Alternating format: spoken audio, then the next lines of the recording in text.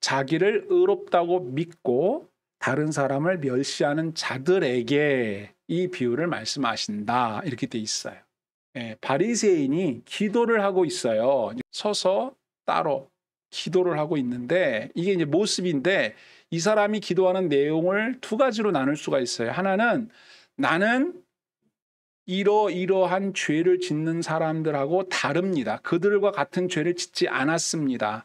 특히 저쪽에서 기도하고 있는 세리와는 다릅니다. 다른 사람들처럼 저런 나쁜 짓은 하지 않았습니다. 라고 상대적 의의를 주장하는 거죠. 나보다 더 나쁜 놈들이 많은데 나는 그 더 나쁜 놈들과 같지 않습니다. 반대도 있잖아요. 더 훌륭한 사람도 있잖아요. 저 더 훌륭한 사람들보다는 못하지만 저 못하는 사람보다는 낫습니다. 상대하는 상대적이죠. 비교해서 나는 저놈들보다는 낫지 않습니까? 라고 자신이 나쁘지 않다라고 하는 것을 더 나쁜 사람을 예를 들어서 자신이 상대적으로 괜찮은 사람이다 라고 근거를 하나 얘기했고 또 하나는 유대 사람들이 나름 종교 생활을 잘 한다는 사람들에게서 나타나는 두 가지 특징. 하나는 금식하는 것과 11절 드리는 것을 근거로 제시합니다. 당시에 유대인들에게 있어서 적어도 일주일에 2번 정도는 금식해주고 11절을 내야 그래도 어디 가서 명함이라도 내밀지 이 정도도 안 하면서 뭐 신앙생활 한다라고 할 수 없다라는 수준이 요거예요. 그러니까 이 사람은 나는 저 높은 수준의 신앙인은 아닙니다. 나는 그냥 보통 요 정도면 그래도 좀 한다라고 하는 그냥 기본 의무는 딱 깔아놓고 그리고 저 뻗된 것들보다는 낫습니다. 라고 자신의 신앙생활의 모습을 이제 하나님 앞에 기도하면서 그래서 감사하다. 이렇게 얘기하고. 이게 동료들과 얘기하면서 이렇게 얘기하면은 이해가 되는데 이걸 하나님 앞에 기도한다는 게 조금 걸리는 거예요.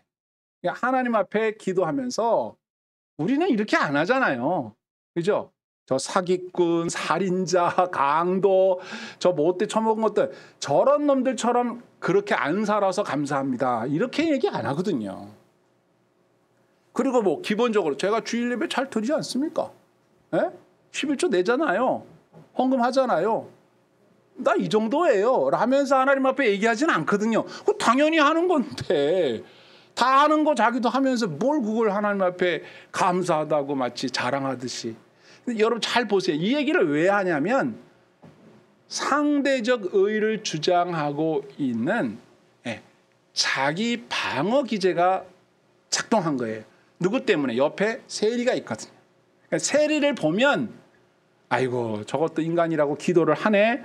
나는 그래도 저 인간하고 비교하면 나는 아유 양반이지 라고 생각하고 있는데 그걸 이 바리새인은 자기가 의롭다라고 믿는 근거로 생각했다는 거예요. 자기를 의롭다고 믿는 그 근거가 다른 사람을 멸시함으로 나타나는 반사이익이었다. 그래서 원래 이렇게 그 결혼식장 같은 데 갈 때에는 하얀색은 안 입고 가는 거잖아요. 그리고 너무 이쁜 사람은 결혼식장에 갔을 때 신부 옆에 있으면 안 되는 거야. 여러분 걱정 안 해도 괜찮아요. 그냥 가까이 가도 돼. 옆에 가면 안 돼. 그건 민폐야. 무슨 얘기인지 알죠? 왜? 확 차이가 나니까. 너무 키가 큰 사람 옆에 가 있으면 어지간히 큰 사람도 별로 표가 안 나요.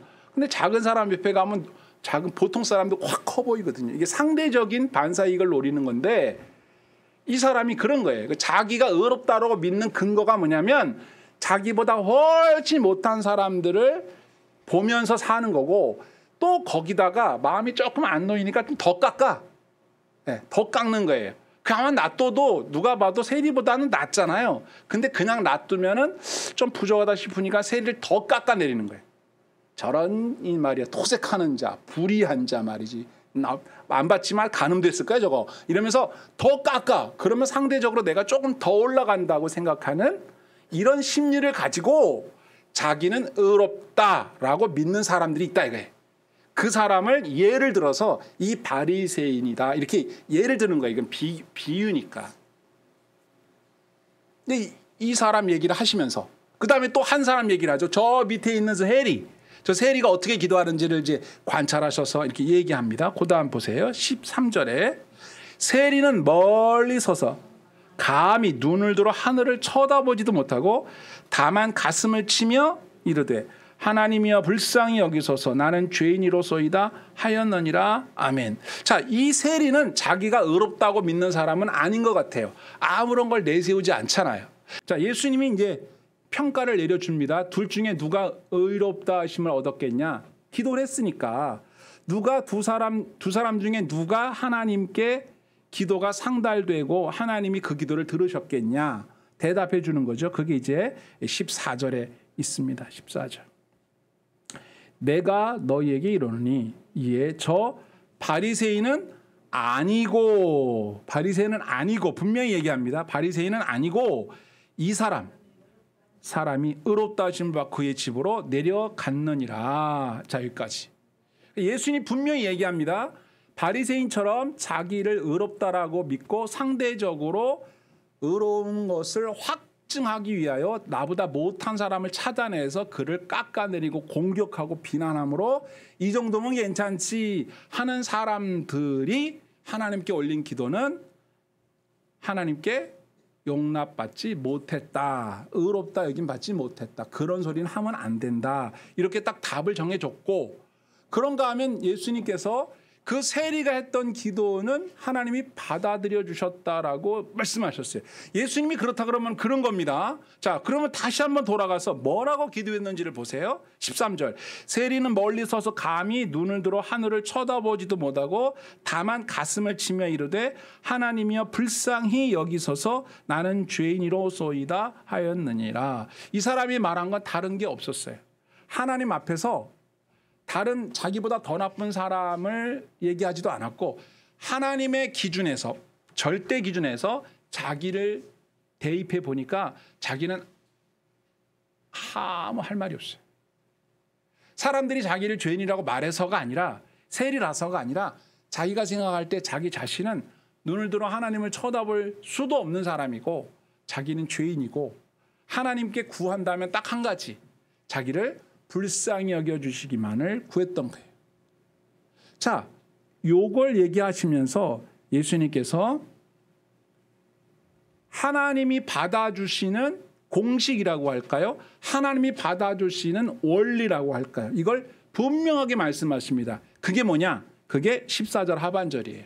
자, 무릇 자기를 높이는 자는 낮아지고 자기를 낮추는 자는 높아지리라 하시니라. 아멘. 요게 하나님께서 원하시는, 예수님이 분명하게 우리에게 제시해 주는 해답이에요. 해답. 그러니까 어떻게 하라는 얘기예요. 하나님 앞에 서서 다른 사람과 자신을 비교해서 내가 그들보다 더 낫다 이따오 소리 하지 말라는 거예요. 하나님 앞에 서서는 자기를 낮추는 길밖에 없다는 거예요. 누구하고 비교할 필요가 없어요. 하나님 앞에서 누구도 자신을 스스로 높일 수 있는 존재가 한 명도 없어요. 단 한 명도 없어요. 그러니까 하나님 앞에서 기도한다고 할 때에는 어떤 자세로 해야 되느냐? 하나님 저를 불쌍히 여겨주십시오. 나는 그야말로 아무것도 아닌 인간입니다. 하나님이 불쌍히 여겨주는 거 그거 하나 외에는 기댈 게 없는 거예요. 근데 이 바리새인은 기댈 게 많죠. 자기는 뭐 2번 금식도 했고 11조도 했고 또 뭐 저 인간들보다 낫고 적어도 토색 불이 간음은 안 했고, 네. 당연히 하면 안 되는 거예요. 안 한 게 자랑이 아니잖아요. 네. 그렇잖아요. 나는 사업하면서 난 절대로 세금 안 떼먹었어. 당연히 안 떼먹어야지. 그게 자랑이에요? 나는 말이지 학교 다니면서 공부 열심히 했어. 당연한 거예요. 직장 다니면서 열심히 일했어. 당연한 거잖아요. 그게 자랑은 아니잖아. 근데 안 그런 인간이 너무 많잖아. 학교 가서 공부도 안 하고 직장 가서 제대로 일도 안 하고 그런 인간이 많으니까 기본만 하는 사람도 왠지 나는 빨간불에 차 섰어. 파란불에 갔어. 나는 횡단보도에서 파란불일 때만 건넜다고. 난 빨간불 때 절대 안 건넜어. 나는 정지선 딱딱 지켰다고. 그거 당연한 거예요. 당연하게 하는 건데 워낙 안 하는 사람이 많으니까 그렇게 하면 요즘엔 뭐 그런 게 없지만 옛날에 뭐도 있었어요? 양심 냉장고 그래가지고 정지선 딱 지키고 그러면 숨어 있다가 갑자기 딱 나타나가지고 냉장고를 드립니다. 이러지 그랬잖아요. 옛날에. 기억나시죠? 네. 그게 웃긴 거예요. 사실은. 원래 맞는 건데 워낙에 사람들이 안 하니까 기본을 하는 사람이 엄청 훌륭해 보이는 때가 있었다고요. 그래서 우리는 하나님 앞에서 자기 자신을 낮춰야 돼요. 자기 자신을 높일 만한 어떠한 근거를 제시해도 그건 다 무용지물이에요. 하나님 앞에서는 다 말도 안 되는 것들이에요. 우리가 하나님 앞에서 다 이렇게 했으니까 이렇게 해 주셔야 됩니다라고 제시할 만한 아무런 공로나 근거는 존재하지 않는다. 이 바리새인처럼 이렇게 하면 안 된다는 거죠. 그래서 오히려 이렇게 얘기하는 사람은 더 낮아지고 이 세리처럼 자신의 본래 모습 잘한 게 없죠. 세리가 잘한 게 뭐가 있습니까?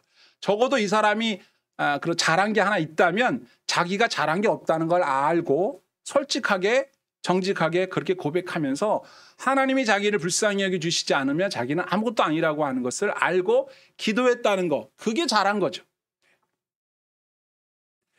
자, 우리는 모든 것을 아시는 하나님 앞에서 스스로를 높이려는 시도는 이제 하지 말아야 한다. 왜냐? 하나님은 사람들처럼 우리가 적당히 이렇게 부풀려서 얘기하거나 빼고 얘기하면 그냥 속아 넘어가는 그런 분이 아니라는 거예요. 여호와여 주께서 나를 살펴보셨으므로 나를 아시나이다. 주께서 내가 앉고 일어섬을 아시고 멀리서도 나의 생각을 밝히 아시오며 나의 모든 길과 내가 눕는 것을 살펴보셨으므로 나의 모든 행위를 익히 아시오니 여호와여 내 혀의 말을 알지 못하시는 것이 하나도 없으시니이다. 아멘. 행동, 생각, 말 다 아신대요. 하나님은 다 알고 있는데 그 앞에서 뭐 어쩌고 저쩌고 얘기하면 얼마나 그게 웃깁니까? 하나님은 다 아니까 그냥 거짓말할 생각 말고 솔직하게 얘기하는 것. 그럴 때 하나님이 그 사람을 받아주시는 거예요. 하나님이 그를 받아줄 때 그걸 의롭다라고 하는 거예요. 받아주시는 거예요. 하나님이 안 받아주면 그는 의로운 자가 아니라 불의한 자이기 때문에 하나님이 받아들여주지 않는 자는 버림받는 자고 멸망하는 자예요. 그런데 하나님이 받아들여 주시는 그 근거가 뭐냐? 그 사람이 행한 게 아니라 딱 하나. 자기가 받아들여 줄 수 없는 자임을 알고 하나님께 자기를 불쌍히 여겨달라고 호소하는 그것을 보시고 받아들여 주시는 거예요. 그러니까 우리가 해야 될 일은 단순해졌습니다. 모든 걸 알고 계신 하나님 앞에 자세를 바짝 낮추고 스스로를 의롭다고 여기는 생각 자체를 버리고 또 자기를 보다 상대적으로 의롭다라고 여기기 위해서 만만한 상대를 찾아다니며 깎아내리려고 했던 행동들을 멈춰야 돼요.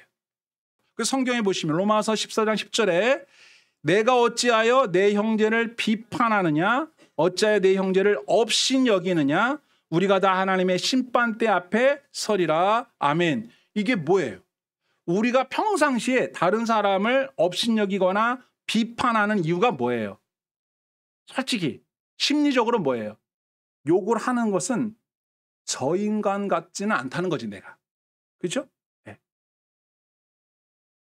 누군가를 막 욕을 해. 그러면 이 사람이 저 사람 저렇게 욕하는 거 보니까 이 사람은 적어도 저런 사람은 아니구나. 이런 생각을 하게 하려고 우리도 모르게 이렇게 말을 하는 거예요. 본능적으로. 세상에서는 그게 통해요. 근데 하나님 앞에서는 오히려 마이너스야. 다른 사람을 업신여기고 비판한 죄가 더해진다니까요. 그런 짓은 손해나는 짓이에요. 그렇게 하면 안 돼. 마태복음 12장 36절에 이런 말씀이 있어요. 내가 너희에게 이르노니 사람이 무슨 무익한 말을 하든지 심판날에 이에 대하여 신문을 받으리니 내 말로 의롭다함을 받고 내 말로 정죄함을 받으리라. 아멘. 우리가 뭔 소리를 하든지 무슨 쓸데없는 소리를 하든지 주님께서 신문하신대. 너 그때 왜 그랬냐? 취조하신다는. 그래서 여러분 이런 말이 있어요. 밀가루는 체에 치면 칠수록 고와지고 말은 하면 할수록 거칠어진다. 이런 말이 있어요. 그러니까 거꾸로 말은 안 하면 안 할수록 좋은 거예요. 말이 많으면 실수가 많고 그 실수 속에 자충수가 있다니까. 스스로가 스스로를 망하게 하는 말이 나와요. 고린도후서 5장 10절을 봅시다. 거기 뭐라고 돼 있냐. 이는 우리가 다 반드시예요. 에브리바디 다 반드시 그리스도의 심판대 앞에 나타나게 되어 각각 선악간에 그 몸으로 행한 것을 따라 받으려 함이라. 아멘. 그러니까 모두 예외 없이 다 하나님의 공의로운 심판대 앞에 서게 될 것이라는 것을 알아야 돼요. 예외가 없어요. 거기 섰을 때를 생각해보고 살아야 되는 거예요. 여기서. 우리가 보기에 이 땅에서 법의 심판을 안 받고 요리조리 빠져나가는 사람들이 가끔 보이죠. 근데 이 땅에서 처벌받지 않고 요리조리 빠져나갔다 하면 그 사람은 이제 결국 어디서 최종 판결을 받아요? 하나님의 재판정에서 처벌받으면 그건 빼도 박도 못하는 거예요. 용서받을 길도 없어요. 이 땅에서 잘못하는 사람은 회개하고 돌이켜서 예수님 앞에서 자신의 부끄러운 모습을 회개하고 죄사함 받고 비록 이 땅에서는 좀 창피도 당하고 혹시나 교도소도 갔다 올 수도 있고 그럴 수 있지만 죄사함 받고 하나님 나라로 갈 수 있는 기회가 생기지만 그렇지 않은 사람은 돌이킬 수 없는 길을 가게 되는 거거든요. 그래서 오늘 이 말씀을 우리에게 주시는 거예요. 정말로 하나님의 심판을 믿는다면 하나님의 법정에 서게 될 자신의 모습을 상상하며 살아야 돼요. 재판정 앞에 서는 건 맞지만 우리가 용서받을 수 없는 죄인으로 설 건지 아니면 거기에서 예수 그리스도의 십자가의 피 보혈의 공로로 용서받은 의인의 신분으로 거기에 서서 하나님이 심판해 주시는 거죠. 이 사람은 예수의 피로 용서받은 사람이니까 지은 죄가 있었지만 그 죄는 용서한다. 이 사람에게는 처벌을 내리지 않는다라고 하나님이 공의로운 재판관께서 땅땅땅 내려주시는 판결을 받기 위해서 재판정에 서면 되잖아요. 그런데 그게 아니라 자기가 지은 죄를 아무리 소명하려고 해도 소명할 근거가 없네. 예수님 피도 없어. 예수님 십자가도 없어. 하나님의 긍휼과 자비도 없어. 그냥 그대로 지은 죄 가지고 하나님 앞에 서면 빠져나갈 구멍이 없는 거예요.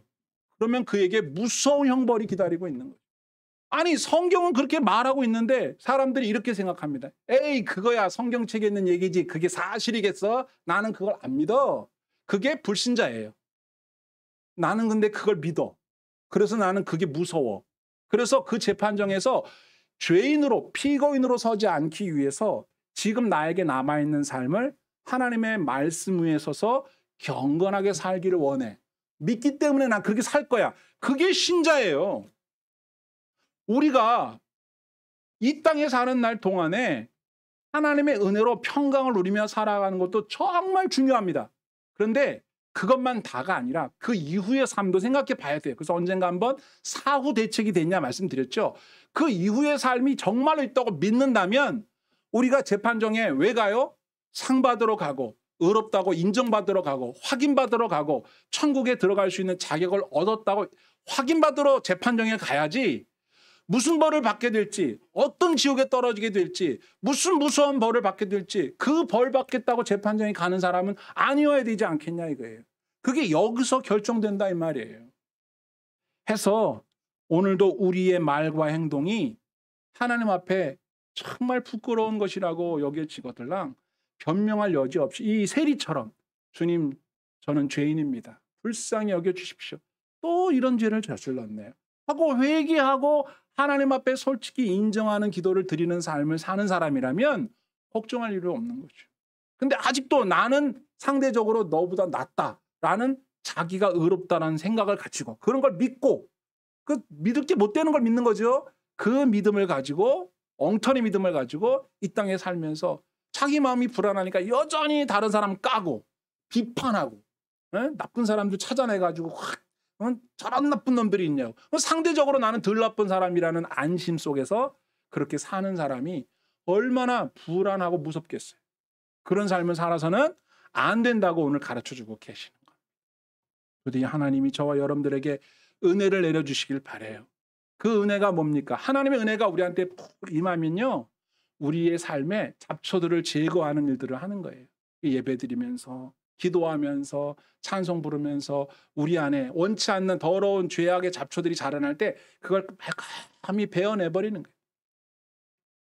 물리 법칙 중에 연력학 제2 법칙이라는 게 있어요. 흔히 엔트로피 법칙이라는 게 있는데 그 법칙에 의하면 모든 질서는 점점 무질서로 변해간다 이렇게 돼 있어요.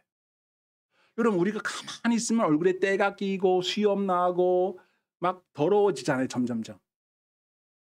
원래 하나님이 사람을 창조했을 땐 정말 완성된 아름다운 작품으로 만들었는데 그만 그들이 하나님 말씀을 어기고 죄인이 되었을 때 죄가 들어오니까 사람의 삶 속에 점점점 죄가 자라기 시작하고 더러운 잡초들이 무성해지기 시작해요. 그래서 그 사람이 자신을 하나님의 은혜로 갈고 다듬고 깎고 씻지 않으면 점점점 괴물이 돼가는 거예요. 예수 믿고 거듭났다는 말을 꼭 비유로 한다면 어떤 거냐면 그 잡초밭을 완전히 갈아 뒤집어 엎고 거기에다가 꽃을 심은 거예요. 그래서 그 꽃을 갖고 나가는 거예요. 그 원래는 잡초밭이었던 밭이 맛있는 채소가 심겨져 있거나 아름다운 꽃이 심겨져 있는 아름다운 동산으로 바뀐 거예요. 그게 신자들이에요. 그러나 우리가 주님 오시는 날까지는 그 꽃동산을 그 아름다운 작물이 심겨져 있는 그 밭을 가꾸지 않으면 안 돼요. 거기 잡초가 또 자라거든. 벌레가 나타나거든. 우리는 잡초밭은 아니라 꽃밭이자 이 농작물이 있는 밭이긴 하지만 그래도 뭐가 필요하다? 다듬어야 되고 가꿔야 되고 김도 매줘야 되고 또 비료도 줘야 돼. 그걸 해야 되는데 그게 뭐다? 하나님의 은혜다 이거예요. 하나님이 비를 내려주셔야 되고 그래야 꽃도 피고 작물도 자랄 거 아니겠어요? 저와 여러분들의 삶이 아름다운 꽃동산이 되고 아름다운 농작물이 자라는 아주 풍성히 열매가 맺혀 있는 그런 밭이 되기 위해서는 땀을 흘려야 돼요. 그렇죠? 수고를 해야 돼요. 그게 다른 게 아니에요. 하나님의 은혜 받는 일에 수고하고 하나님 앞에 나아가는 일에 열심 내고 더워도 또 추워도 몸이 약해도 몸이 강해도 하나님 앞에 나오는 일, 하나님 말씀 읽는 일, 기도하는 일 이게 우리의 육체를 힘들게 하는 일인 건 맞아요. 영혼을 위해서 하는 일들은 육체를 힘들게 해요. 육체가 반대하니까. 그렇더라도 그렇게 하지 않으면 우리의 영혼에 잡초가 자라도록 방치해뒀다가는 엉망진창이 돼버리는 거예요. 그래서 오늘도 우리가 이렇게 예배 드리는 거고 여러분들에게 일정한 간격을 두고 우리의 삶을 경건하게 살아가도록 하는 삶이 필요하다라고 하는 것이죠. 이 은혜가 하나님께로부터 꾸준하게 공급될 수 있도록 주님 저를 불쌍히 여겨주십시오. 하나님이 돌봐주지 않으면 나는 잡초무성이가 되고 마는 그런 존재입니다. 하고 하나님의 은혜를 구하며 살아가서 하나님께서 주시는 은혜와 복으로 이 땅에서 살고 이후에도 하나님 법정에 갈 때 전혀 무서울 거 없고 하나님께 상 받으러 하나님께 칭찬받으러 주님의 법정에 당당히 들어갈 수 있는 저와 여러분 될 수 있기를 주의 이름으로 축복합니다. 아멘.